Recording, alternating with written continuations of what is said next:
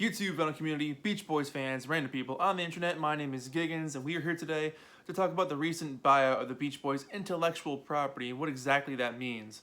This happened, and we just got word of this back in the end of February, and I wanted to make a video about it, but just haven't had time, so here we are now. But anyways, this has been sort of a popular thing these days with these older rock stars where they're selling their publishing rights or selling parts of their catalog for pretty big paydays. Like Bob Dylan has just done it, Neil Young just did it, Linda Ronstadt.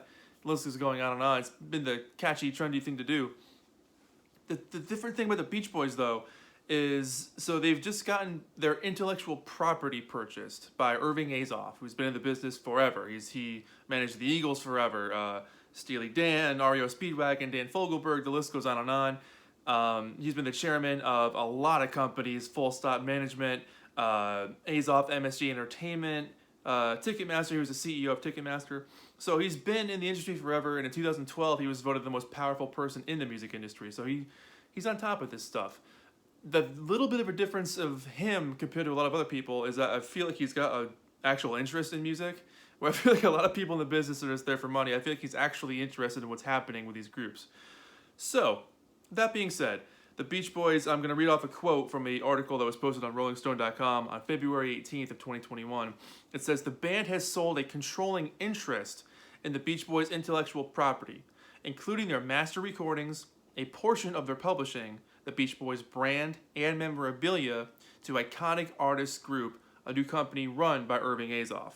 So, what that means is that Irving Azoff's new company is a controlling stake in the future of the Beach Boys. So that means that while they're still here, the Beach Boys get to form what their legacy will be and also have their name and their music reintroduced to a new generation in a much more intense way that connects more with what's happening right now. Also, that being said, so you'll be seeing much more Beach Boys merchandise readily available.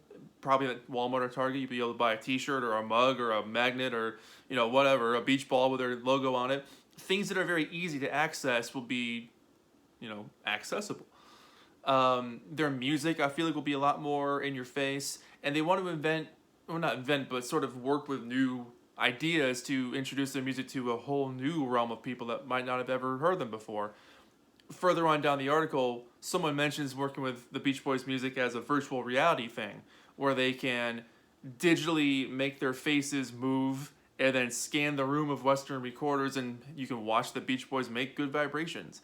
You could put on your VR goggles, I don't know what they're called, and watch something happen in a totally made up way that looks authentic. And that can connect with new audiences big time because it's a part of the past coming to life and learning about the band and learning about their music. So, there's a lot of good to come from this. It's not all bad. It definitely looks a bit scary on paper and says, oh, the Beach Boys sold out their intellectual property. Whoa. So, a lot of people are a bit about it, and understandably so. You've got some other company basically owning you, but if you've ever had a job before, the company owns you. And a lot of people were like, well, I wouldn't give my songs away. Those are my babies. That's my soul. I couldn't do that. The Beach Boys, on this particular thing, most of their 60s material apparently isn't up for grabs, and that's the ambiguous part of this. There's a bunch of ambiguous bits, but this one in particular, in the dialogue that I've read about this stuff, the interviews and some of the articles I've read, it mentions that most of the 60s music is offhands. While they own the master recordings, they don't necessarily own the distribution or the publishing of them, but they can still get the go-ahead from the Beach Boys to use some of that music if necessary. So if a commercial opportunity comes up where they can really get a good audience, all right, yeah, let Help Me Rhonda use that song, or whatever the song would be. So that's interesting. The coolest part about this, though, is that it sounds like they're in good hands. Irving sounds like he knows what he's talking about with this new venture he's started. And rightly so, he's been in the industry for a long time. He knows how this game works.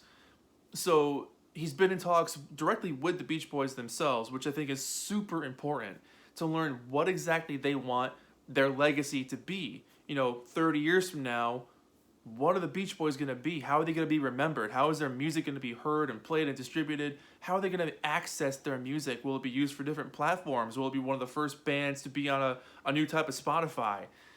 Things that keep it in the public eye. it's such an important thing for a band to have, because after you're gone, that's it. Unless you have someone else promoting your music, it's not going to happen anymore. You're the one doing it.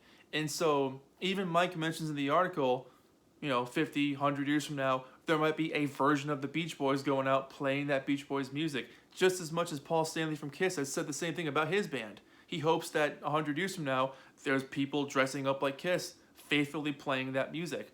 And that goes even deeper when you mention things like Beethoven or Mozart or Schubert, these classical artists that made this music that's, obviously they're not around anymore, but their music is so widely recognized and still widely appreciated by a humongous audience that wants to see that music played live. And you get these composers who faithfully put this music together, and you get to experience that music. But of course, Beethoven's not sitting behind the piano, but his spirit is there, his energy is there, his drive, his creativity, his soul and his passion that he put into that music is being felt through the new musicians, and you're feeling something from it, and that's important. So that's kind of what they're hoping for, is that their music is accessible, you can buy it wherever, it'll be available on different platforms, whatever the case may be. In 2021, who knows what the next 5 years are going to be in terms of technology. This stuff changes so fast now. So knowing that the Beach Boys could be at the forefront of that is very exciting. So there's a lot of positives that come from this. It's not all scary, it's not all bad. And knowing that the Beach Boys have a humongous say in what happens is also equally important, because, as you know, they've had some really crappy deals over the years, different management, different business deals, and they've admitted themselves they're not the best at management, which is fine because they're supposed to be good at their music. They're supposed to have somebody else deal with that stuff. So that's kind of the ball game there. It's a very interesting prospect. I'd love to know more details about it. I'd love to read a lot more about it, but there just isn't much out there beyond a couple of articles, and that's it. So to sum it up, I don't see this as a big scary thing. I do see it as a little bit exciting because, 50 years from now, if I'm walking down the street wearing something crazy on my head, or it's been injected into my skin, and I could just say, play the Beach Boys, and it pours out of my skin like my entire body's a speaker or something, and the first thing I hear is good vibrations. I mean, that sounds pretty far out to me. So, I'm in. But that's it. Really curious to hear your thoughts on this in the comments. If you think this is a terrible decision or a great decision, or a little bit in between. Maybe you're mixed. Maybe you're trying to figure out how you feel about it. But really want to talk to you guys about it and see how you feel. So that's it. My name is Giggins. This has been the Beach Boys being bought out. Their intellectual property bought by Irving Azoff for his new company. Iconic artists. And yeah, it's a very interesting time to be a Beach Boys fan, because also they're working on 60th anniversary stuff at the same time. TV special, possible touring, a touring exhibit with some of their stuff in there. A documentary. There's a lot happening right now. So this is a very cool time. If you're just jumping into the Beach Boys fandom, hop on board. It's going to be pretty sweet. So that's it. My name is Giggins. I'll see you in the next video. We'll talk about it in the comments below. And that's it. Take care of yourselves. Bye.